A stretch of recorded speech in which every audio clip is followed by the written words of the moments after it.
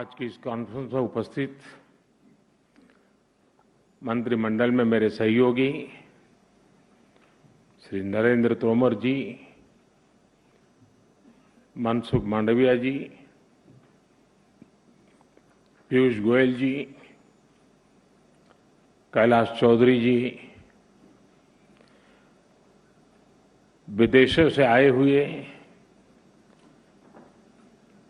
कुछ मंत्रीगण, Guyana, Maldives, Mauritius, Sri Lanka, Sudan, Suriname और गाम्बिया के सभी माननीय मंत्रीगण, दुनिया के विभिन्न हिस्सों से कृषि, पोषण और स्वास्थ्य के क्षेत्र में काम करने वाले वैज्ञानिक और एक्सपर्ट्स, विविध एफपीओज और स्टार्टअप्स के युवा साथी, देश के कोने कोने से जुड़े लाखों किसान, अन्य महानुभाव, देवी और सज्जनों, आप सभी को ग्लोबल मिलेट कॉन्फ्रेंस के आयोजन के लिए हार्दिक शुभकामनाएं।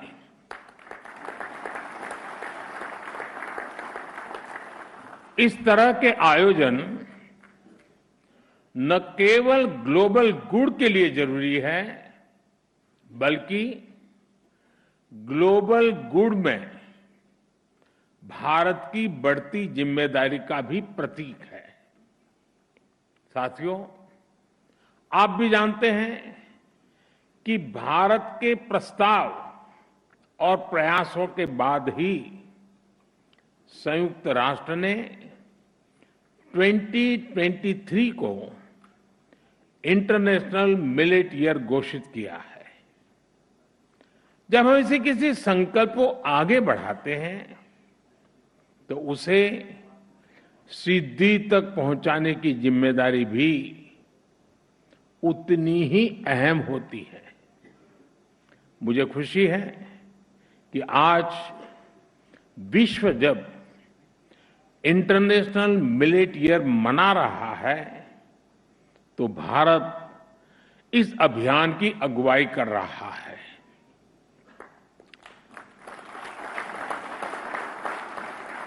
ग्लोबल मिलेट्स कॉन्फ्रेंस इसी दिशा का एक महत्वपूर्ण कदम है। इसमें मिलेट्स की खेती, उससे जुड़ी अर्थव्यवस्था,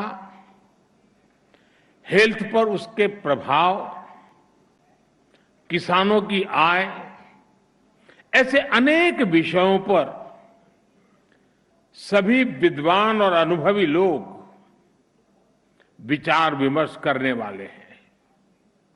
इसमें ग्राम पंचायतें, कृषि केंद्र, स्कूल, कॉलेज और एग्रीकल्चर यूनिवर्सिटीज भी हमारे साथ शामिल है। इंडियन एम्बेसी से लेकर कई देश भी आज हमारे साथ जुड़े हैं। भारत के 75 लाख से ज्यादा किसान आज वर्चुअली हमारे साथ इस समारंभ में मौजूद है। ये भी इसके महात्म्य को दर्शाता है। मैं एक बार फिर आप सभी का हृदय से स्वागत करता हूं, अभिनंदन करता हूं। अभी यहां मिलेट्स पर स्मारक डाक टिकट और सिक्के का भी विमोचन किया गया है। यहां बुक ऑफ मिलेट स्टैंडर्ड्स को भी लॉन्च किया गया है और इसके साथ ही आईसीएआर के Indian institute of millets research को ग्लोबल सेंटर ऑफ एक्सीलेंस घोषित किया गया है। और यहां मंच पर आने से पहले मैं एग्जीबिशन देखने गया था। मैं आप सबसे भी, और जो लोग इन दिनों दिल्ली में हो या दिल्ली आने वाले हो, उनसे भी आग्रह करूंगा कि एक ही जगह पर मिलेट्स की पूरी दुनिया को समझना, उसकी उपयोगिता को समझना, पर्यावरण के लिए, प्रकृति के लिए, स्वास्थ्य के लिए, किसानों की आय के लिए, सभी पहलुओं को समझने के लिए ये एग्जीबिशन देखना मैं आप सबको आग्रह करूंगा, जरूर देखें। हमारे युवा साथी किस प्रकार से नए नए स्टार्टअप लेकर के इस फील्ड में आए हैं, ये भी अपने आप में प्रभावित करने वाला है। ये सभी भारत के कमिटमेंट, भारत की प्रतिबद्धता को प्रदर्शित करते हैं। फ्रेंड्स, ग्लोबल मिलेट्स कॉन्फ्रेंस से जुड़े विदेशी अतिथियों को लाखों किसानों के सामने मैं आज एक जानकारी भी दोहराना चाहता हूं। मिलेट्स की ग्लोबल ब्रांडिंग, कॉमन ब्रांडिंग को देखते हुए भारत में मिलेट्स या मोटे अनाज को अब श्री अन्न की पहचान दी गई है। श्री अन्न केवल खेती या खाने तक सीमित नहीं है। जो लोग भारत की परंपराओं से परिचित है, वो ये भी जानते हैं कि हमारे यहां किसी के आगे श्री ऐसे ही नहीं जुड़ता है। जहां श्री होती है वहां समृद्धि भी होती है और समग्रता भी होती है। श्री अन्न भी भारत में समग्र विकास का एक माध्यम बन रहा है। इसमें गांव भी जुड़ा है, गरीब भी जुड़ा है। श्री अन्न यानी देश के छोटे किसानों की समृद्धि का द्वार। श्री अन्न यानी देश के करोड़ों लोगों के पोषण का कर्णधार। श्री अन्न यानी देश के आदिवासी समाज का सत्कार। श्री अन्न यानी कम पानी में ज्यादा फसल की पैदावार। श्री अन्न यानी केमिकल मुक्त खेती का बड़ा आधार। श्री अन्न यानी क्लाइमेट चेंज की चुनौती से निपटने में मददगार। साथियों, हमने श्री अन्न को ग्लोबल मूवमेंट बनाने के लिए लगातार काम किया है। 2018 में हमने मिलेट्स को न्यूट्री सीरियल्स के तौर पर घोषित किया था। इस दिशा में किसानों को जागरूक करने से लेकर बाजार में इंटरेस्ट पैदा करने तक हर स्तर पर काम किया गया। हमारे यहां 12-13 राज्यों में प्रमुखता से मिलेट्स की खेती होती है, लेकिन इनमें घरेलू खपत प्रति व्यक्ति, प्रति माह 2-3 किलो से ज्यादा नहीं थी। आज ये बढ़कर 14 किलो प्रति माह हो गई है। यानी 2-3 किलो से बढ़कर के 14 किलो। मिलेट फूड प्रोडक्ट की बिक्री भी करीब 30% बढ़ी है। अब जगह जगह मिलेट कैफे नजर आने लगे हैं। मिलेट से जुड़ी रेसिपीज के सोशल मीडिया चैनल्स बन रहे हैं। देश के 19 जिलों में मिलेट्स को one district one product scheme के तहत भी सिलेक्ट किया गया है। साथियों, हम जानते हैं कि श्री अन्न उगाने वाले ज्यादातर किसान छोटे किसान हैं, मार्जिनल फार्मर्स हैं।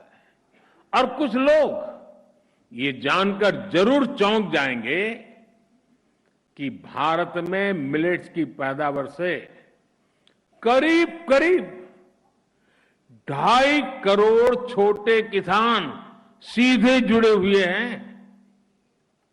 इनमें से ज्यादातर के पास बहुत कम जमीन है और उन्हें जलवायु परिवर्तन की चुनौतियों का भी सबसे ज्यादा सामना करना पड़ता है।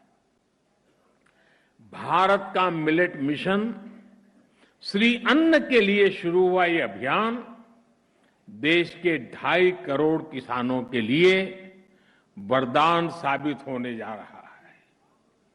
आजादी के बाद पहली बार मिलेट्स पैदा करने वाले 2.5 करोड़ छोटे किसानों की किसी सरकार ने इतनी बड़ी मात्रा में सुध ली है। जब मिलेट्स श्री अन्न का मार्केट बढ़ेगा तो इन 2.5 करोड़ छोटे किसानों की आय बढ़ेगी। इससे ग्रामीण अर्थव्यवस्था को भी बहुत लाभ मिलेगा। प्रोसेस्ड और पैकेज फूड आइटम्स के जरिए मिलेट्स अब स्टोर्स और मार्केट तक पहुंच रहा है। पिछले कुछ वर्षों में ही देश में श्री अन्न पर काम करने वाले 500 से ज्यादा स्टार्टअप्स भी बने हैं। बड़ी संख्या में एफपीओज इस दिशा में आगे आ रहे हैं। स्वयं सहायता समूहों के जरिए महिलाएं भी मिलेट्स के उत्पाद बना रही है। गांव से निकलकर ये प्रोडक्ट्स मॉल और सुपर मार्केट तक पहुंच रहे हैं। यानी देश में एक पूरी सप्लाई चेन विकसित हो रही है। इससे युवाओं को रोजगार भी मिल रहा है और छोटे किसानों की भी बहुत बड़ी मदद हो रही है। साथियों, भारत इस समय G20 का प्रेसिडेंट भी है। भारत का मोटो है one earth, one family, one future. पूरे विश्व को एक परिवार मानने की ये भावना इंटरनेशनल मिलेट ईयर में भी झलकती है। विश्व के प्रति कर्तव्य भावना और मानवता की सेवा का संकल्प सदैव भारत के मन में रहा है। आप देखिए, जब हम योग को लेकर आगे बढ़े तो हमने ये भी सुनिश्चित किया कि अंतर्राष्ट्रीय योग दिवस के जरिए पूरे विश्व को उसका लाभ मिले। मुझे खुशी है कि आज दुनिया के 100 से ज्यादा देशों में योग को अधिकृत रूप से बढ़ावा मिल रहा है। आज दुनिया के 30 से ज्यादा देश आयुर्वेद को भी मान्यता दे चुके हैं। इंटरनेशनल सोलर अलायंस के रूप में आज भारत का ये प्रयास सस्टेनेबल प्लेनेट के लिए एक प्रभावी मंच का काम कर रहा है। और ये भी भारत के लिए खुशी की बात है कि आयसा से भी 100 से ज्यादा देश जुड़ चुके हैं। आज चाहे लाइफ मिशन की अगुवाई हो, क्लाइमेट चेंज से जुड़े लक्ष्यों को समय से पहले हासिल करना हो, हम अपनी विरासत से प्रेरणा लेते हैं, समाज में बदलाव को शुरू करते हैं और उसे विश्व कल्याण की भावना तक लेकर जाते हैं। और यही आज भारत के मिलेट मूवमेंट में भी दिख रहा है। श्री अन्न सदियों से भारत में जीवन शैली का हिस्सा रहा है। अलग अलग क्षेत्रों में ज्वार, बाजरा, रागी, सामा, कांगनी, चीना, कोंदो, कुटकी, कुट्टू जैसे कितने ही श्री अन्न भारत में प्रचलन में है। हम श्री अन्न से जुड़ी अपनी कृषि पद्धतियों को, अपने अनुभवों को विश्व के साथ साझा करना चाहते हैं। हम विश्व के पास जो नया है, दूसरे देशों के पास विशेषताएं हैं, उसे भी सीखना चाहते हैं। सीखने का भी हमारा इरादा है। इसलिए जिन मित्र देशों के एग्रीकल्चर मिनिस्टर यहां उपस्थित हैं, मैं उनसे विशेष आग्रह है कि हम इस दिशा में एक स्टेबल मैकेनिज्म डेवलप करें। इस मैकेनिज्म से आगे चलकर फील्ड से लेकर मार्केट तक, एक देश से दूसरे देश तक एक नई सप्लाई चेन विकसित हो, ये हम सबकी साझा जिम्मेदारी है। साथियों, आज इस मंच पर मैं मिलेट्स की एक और ताकत पर जोर देना चाहता हूं। मिलेट्स की ये ताकत है इसका क्लाइमेट रेजिलिएंट होना। बहुत एडवर्स क्लाइमेटिक कंडीशन में भी मिलेट्स का आसानी से उत्पादन हो जाता है।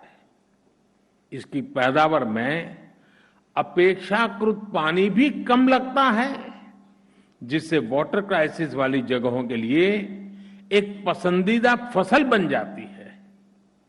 आप सब जानकार लोग जानते हैं कि मिलेट्स की एक बड़ी खूबी यह है कि इसे केमिकल के बिना भी प्राकृतिक तरीके से उगाया जा सकता है। यानी मिलेट्स मानव और मिट्टी दोनों के स्वास्थ्य को सुरक्षित रखने की गारंटी देता है। साथियों, जब हम फूड सिक्योरिटी की बात करते हैं तो हम जानते हैं कि आज दुनिया दो तरह की चुनौतियों से जूझ रही है। एक तरफ ग्लोबल साउथ है, जो अपने गरीबों की फूड सिक्योरिटी को लेकर चिंतित है। दूसरी तरफ ग्लोबल नॉर्थ का हिस्सा है, जहां फूड हैबिट से जुड़ी बीमारियों एक बड़ी समस्या बनते जा रहे हैं। यहां खराब पोषण एक बहुत बड़ा चैलेंज है। यानी एक तरफ फूड सिक्योरिटी की समस्या तो दूसरी तरफ फूड हैबिट्स की परेशानी। दोनों ही जगहों पर इस बात को लेकर चिंता जताई जा रही है कि पैदावार के लिए भारी मात्रा में केमिकल इस्तेमाल हो रहा है। लेकिन श्री अन्न ऐसी हर समस्या का भी समाधान देते हैं। ज्यादातर मिलेट्स को उगाना आसान होता है, इसमें खर्च भी बहुत कम होता है और दूसरी फसलों की तुलना में ये जल्दी तैयार भी हो जाता है।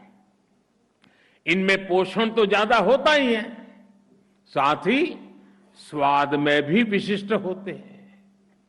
ग्लोबल फूड सिक्योरिटी के लिए संघर्ष कर रहे विश्व में श्री अन्न बहुत बड़ी सौगात की तरह है।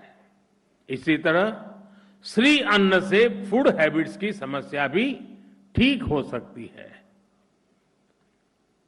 हाई फाइबर वाले इन फूड्स को शरीर और सेहत के लिए बहुत फायदेमंद माना गया है। इनसे लाइफस्टाइल रिलेटेड बीमारियों को रोकने में बड़ी मदद मिलती है। यानी पर्सनल हेल्थ से लेकर ग्लोबल हेल्थ तक हमारी कई समस्याओं के हल में श्री अन्न से हम जरूर रास्ता खोज सकते हैं। साथियों, मिलेट्स के क्षेत्र में काम करने के लिए हमारे सामने अभी अनंत संभावनाएं मौजूद है। आज भारत में नेशनल फूड बास्केट में श्री अन्न का योगदान केवल 5-6% है। भारत के वैज्ञानिकों को, कृषि क्षेत्र के जानकारों से मेरा आग्रह है कि हमें इसे बढ़ाने के लिए तेजी से काम करना होगा। हमें हर साल के लिए अचीवेबल टारगेट सेट करने होंगे। देश ने फूड प्रोसेसिंग सेक्टर को बूस्ट देने के लिए पीएलआई स्कीम भी शुरू की है। इसका ज्यादा से ज्यादा लाभ मिलेट सेक्टर को मिले, ज्यादा से ज्यादा कंपनियां मिलेट प्रोडक्ट्स बनाने के लिए आगे आए, इस दिशा को, इस सपने को सिद्ध करना हमें सुनिश्चित करना होगा। कई राज्यों ने अपने यहां पीडीएस सिस्टम में श्री अन्न को शामिल किया है। दूसरे राज्यों में भी इस तरह के प्रयास शुरू किए जा सकते हैं। मिड डे मील में भी श्री अन्न को शामिल करके हम बच्चों को अच्छा पोषण दे सकते हैं, खाने में नया स्वाद और विविधता जोड़ सकते हैं। मुझे विश्वास है इन सभी बिंदुओं पर इस कॉन्फ्रेंस में विस्तार से चर्चा होगी और उन्हें इंप्लीमेंट करने का रोड मैप भी तैयार किया जाएगा। हमारे अन्नदाता के और हम सबके साझा प्रयासों से श्री अन्न भारत की और विश्व की समृद्धि में नई चमक जोड़ेगा। इसी कामना के साथ आप सभी का मैं हृदय से बहुत बहुत धन्यवाद करता हूं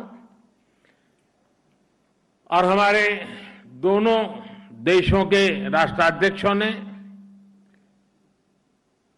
समय निकाल कर हमें जो संदेश भेजा, उन दोनों का भी मैं हृदय से आभार व्यक्त करता हूं। बहुत बहुत धन्यवाद।